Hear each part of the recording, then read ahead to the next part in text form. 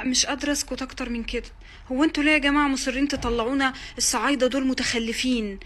ما بيتفهموش، بيضربوا بعض بالنار بس.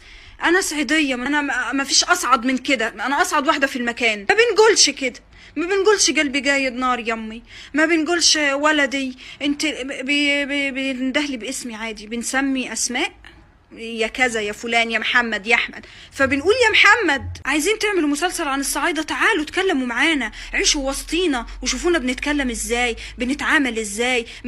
احنا ما فيش صجر على كتافنا وماشيين بالصجور. انا عمري ما شفت صجر.